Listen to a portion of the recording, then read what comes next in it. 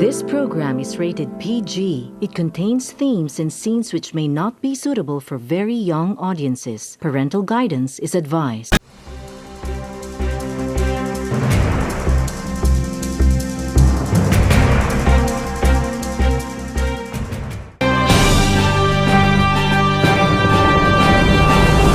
Hello Philippines, I'm Wendelin Anas and welcome to Philippine News. Today, we explore the three important environmental laws in the Philippines: the Mining Act of 1995, the Fisheries Code, and the Climate Change Act of 2009.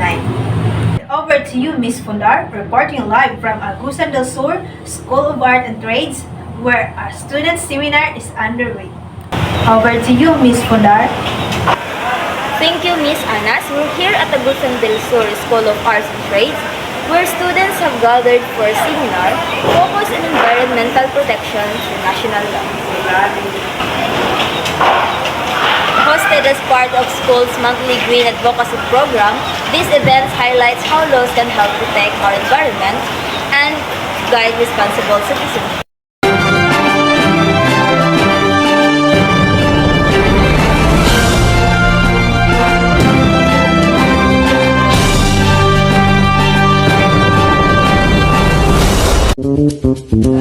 Baho! Ang lansa? Oh!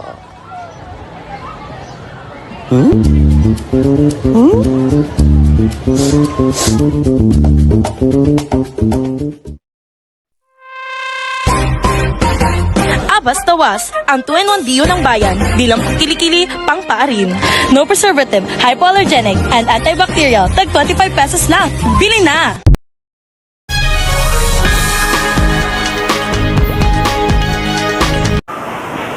The first law we talk about is the Mining Act of 1995, also known as Republic Act 7942.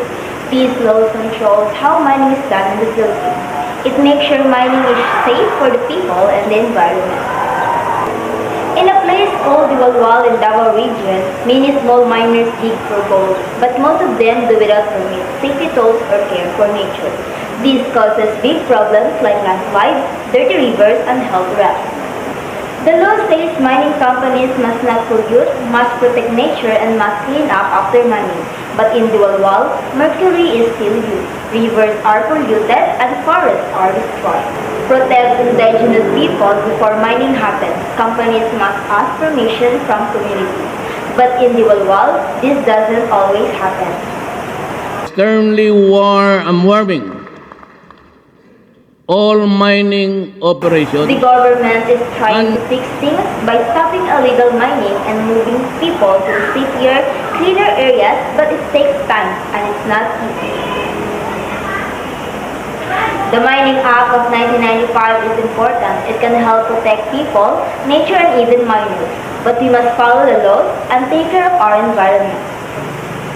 Mining should help our country, but it must be safe, fair, and kind to nature.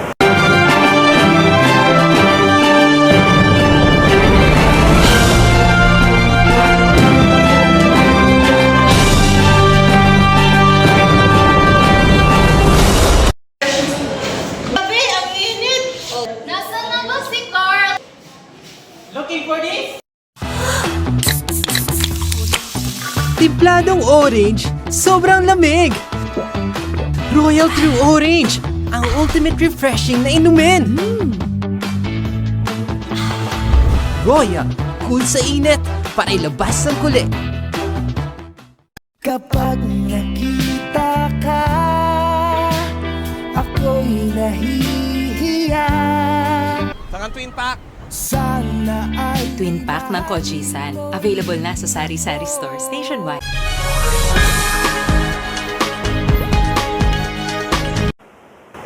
The next law is the Fisheries Code of 1998, or Republic Act 8550. This law protects our oceans and helps Filipinos fishermen.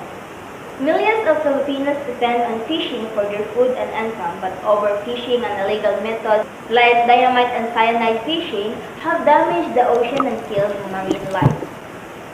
That's why the Fisheries Code bans illegal fishing. It also protects coral reefs, mangroves, and fish breeding areas. Allows communities and local governments to create marine protected areas, places where fishing is not allowed so fish can grow and multiply. Bantay Dagat helps guard the ocean, stop illegal fishers, and protect our seas. The law also helps fisher folks like training and promoting clean and sustainable fishing like fish cage, crab farming, and seaweed planting. RA 8550 is about balance, protecting nature while supporting the people who rely on the sea. When we protect the sea, we protect our future.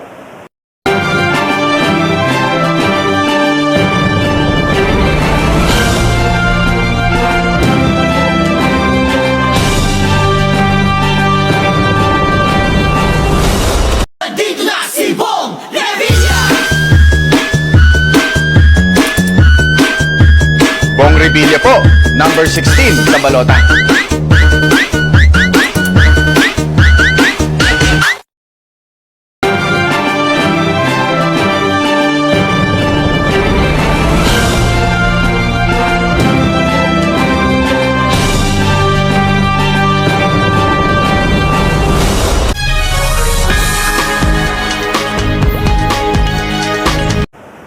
Our final law is the Climate Change Act of 2009, also known as Republic Act 9729. This law was made to help the Philippines fight climate change and prepare for natural disasters. Every year we face strong typhoons, floods, and rising temperatures. Climate change is not just global, it's happening here at home. To help prepare, the law created the Climate Change Commission. This group leads the planning for how we can respond to disasters, protect communities, and reduce pollution. RA 9729 also promotes clean energy like solar and wind power.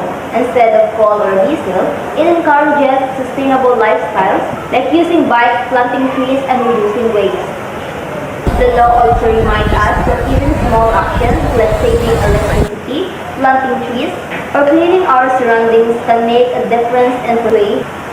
Local governments are also part of this plan. They must make sure their communities are ready for typhoons, floods, and heat waves through early warning system and disaster risk reduction. RA 9721 teaches us that climate change is real and we must act now.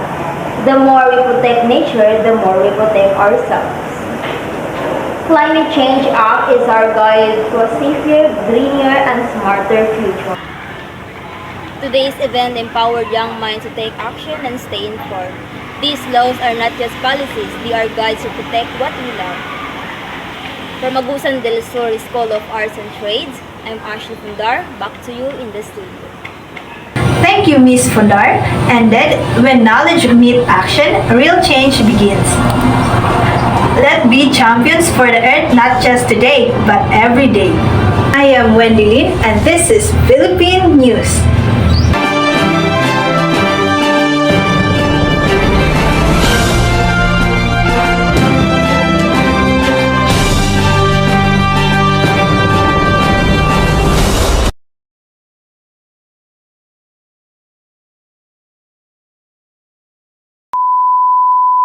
Today, we explore the important... Today, we are...